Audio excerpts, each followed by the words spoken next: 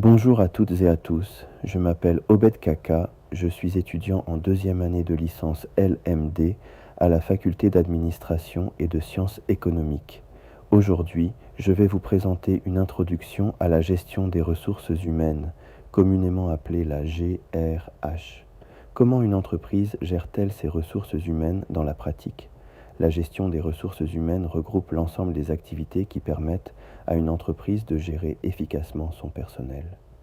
Son objectif principal est de recruter les bonnes personnes, de développer leurs compétences, d'évaluer leur travail et de maintenir leur motivation afin d'atteindre les objectifs de l'organisation.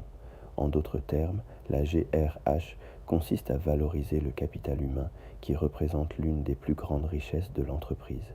Le premier domaine de la GRH est le recrutement. Le recrutement consiste à attirer, sélectionner et embaucher les personnes possédant les compétences nécessaires pour occuper un poste. Par exemple, une entreprise de télécommunications qui souhaite renforcer son équipe commerciale publie une offre d'emploi.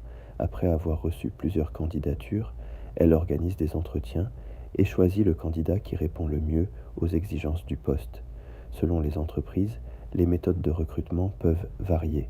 Certaines utilisent les réseaux sociaux ou les plateformes de recrutement en ligne, tandis que d'autres privilégient les recommandations internes ou font appel à des cabinets spécialisés. Le deuxième domaine est la formation. La formation permet aux employés d'acquérir de nouvelles connaissances et d'améliorer leurs compétences professionnelles. Prenons l'exemple d'une banque qui adopte un nouveau logiciel de gestion. Afin de garantir une bonne utilisation de cet outil, elle organise des séances de formation pour l'ensemble de son personnel concerné. Là encore, les pratiques diffèrent selon les entreprises. Certaines proposent des formations en présentiel avec un formateur, tandis que d'autres privilégient les formations en ligne grâce à des plateformes numériques accessibles à distance. Le troisième domaine concerne l'évaluation des performances. Cette évaluation permet de mesurer les résultats obtenus par les employés et d'identifier les points forts ainsi que les aspects à améliorer. Par exemple, dans une équipe commerciale, le responsable compare les ventes réalisées par chaque vendeur aux objectifs fixés au début de l'année afin d'évaluer leur performance.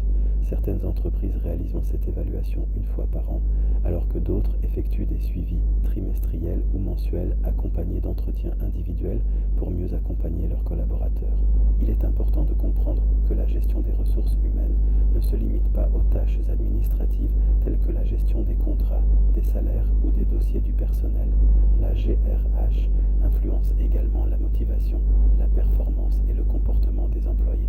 Lorsqu'un salarié reçoit une formation adaptée, bénéficie d'une évaluation juste et se sent reconnu pour ses efforts, il est généralement plus motivé.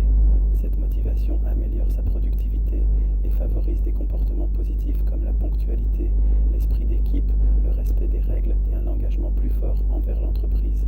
En conclusion, la gestion des ressources humaines joue un rôle essentiel dans le succès de toute organisation. En recrutant les bonnes personnes, en développant leurs compétences,